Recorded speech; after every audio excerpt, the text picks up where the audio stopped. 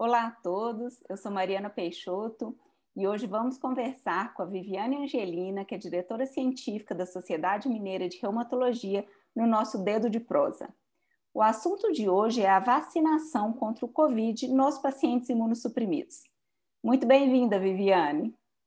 Boa tarde, Mariana. Boa tarde a todos os ouvintes do nosso evento semanal Dedo de Prosa. Excelente. Viviane, agora, com a progressão da vacinação nacional, está chegando a fase de vacinação dos grupos prioritários. E os nossos pacientes, os pacientes reumatológicos estão incluídos nesse grupo. Todos os pacientes reumatológicos podem se vacinar ou tem algum grupo que não poderá se vacinar? Ótima pergunta, Mariana. É uma dúvida frequente que nós estamos enfrentando nos nossos consultórios, né?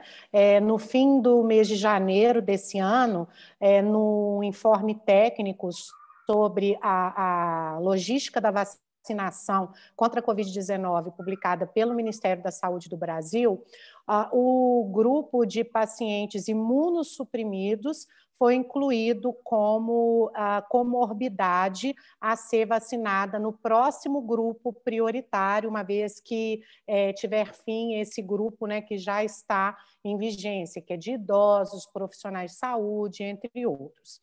E, como já é do conhecimento de todos, as duas vacinas disponíveis atualmente no Brasil, né, as duas plataformas disponíveis, tanto a Coronavac, né, a parceria da Sinovac chinesa com o Butantan brasileiro, e a vacina da AstraZeneca, que é a vacina de Oxford, né, elas não contêm vírus vivos. Então, a princípio, os pacientes imunossuprimidos, e entre eles os pacientes reumáticos, não têm contraindicação para receber nenhum desses dois tipos de vacina. Ah, excelente. E se o paciente teve Covid antes ou teve Covid agora, ou se teve Covid entre a primeira e a segunda dose, qual que é a orientação que a gente deve dar para os nossos pacientes? Outro problema também que nós estamos enfrentando, né? São problemas atuais. Se o paciente teve Covid, a recomendação é que aguarde 4 semanas após o início dos sintomas ou do teste PCR positivo, tá? Para que esse paciente possa receber a vacina. E se ele tomou uma dose, teve Covid nesse meio tempo, espera as 4 semanas. A mesma recomendação. Essa segunda dose ela é perdida, ele precisa começar o esquema de novo ou basta fazer a segunda dose no momento que for permitido? A gente sabe o intervalo, né, ideal de vacinação entre das duas vacinas disponíveis. Ambas precisam 2 doses. A vacina da Coronavac, né, do Butantan, esse intervalo é de entre 14 e 28 dias, e a da vacina da AstraZeneca, de Oxford, é em torno de 90 dias, o intervalo entre as doses.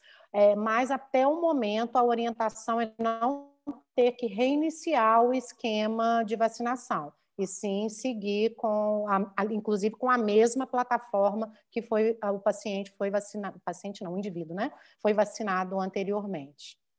Tá certo. E com a chegada do inverno também, agora vem a campanha da vacinação da gripe. Os pacientes podem se vacinar contra a gripe? Como é que é a recomendação em relação a uma vacina e a outra? Isso, inclusive, essa campanha já começou, né? Mas até como uma estratégia para tentar evitar a sobreposição das vacinas, houve uma inversão desse calendário da vacina contra H1N1, e iniciou-se a vacinação, né, extraordinariamente este ano, por grupos mais jovens, né? Até então, esse esquema, os grupos prioritários eram os idosos. Mas, caso o idoso já vacinado ou que está para vacinar, ou até mesmo os nossos grupos, né, de pacientes com doenças imunossupressoras forem vacinar contra a HN1, a recomendação é o intervalo de 14 dias entre a dose da última dose da Coronavac ou da vacina de Oxford e a vacina da gripe. Ah, excelente. E dentre os nossos pacientes reumatológicos, né, existem diversos tratamentos de A a Z. Qual seria aquele grupo que está incluído no grupo prioritário?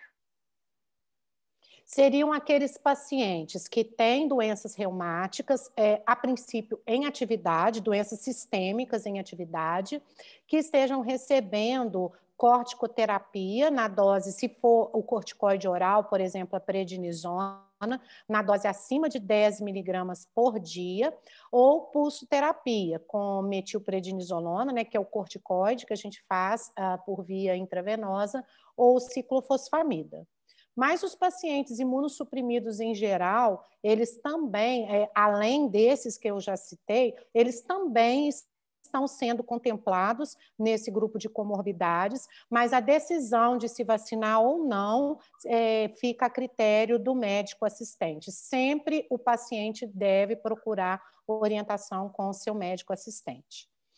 Ah, sim. E se o paciente estiver usando, por exemplo, uma medicação biológica, é necessário suspender essa medicação para o paciente poder tomar a vacina ou a medicação pode ser continuada?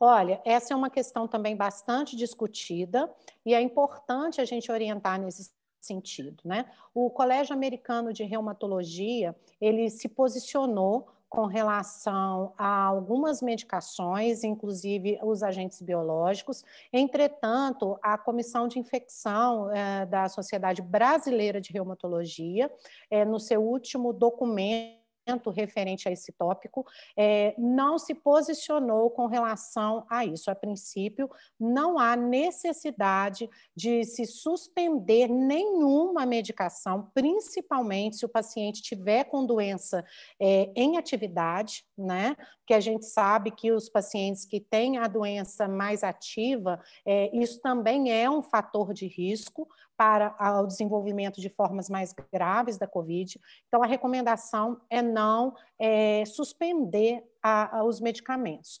Especificamente com relação à terapia imunobiológica, né, que foi a sua pergunta, a gente ressalta a questão do rituximab, que é uma medicação que depleta as células B, e isso pode influenciar na resposta vacinal desses pacientes. Então, o paciente que está em uso dessa medicação deve conversar com seu médico, que com certeza ambos, através de uma decisão compartilhada, vão chegar a um consenso com relação se suspende ou não a medicação.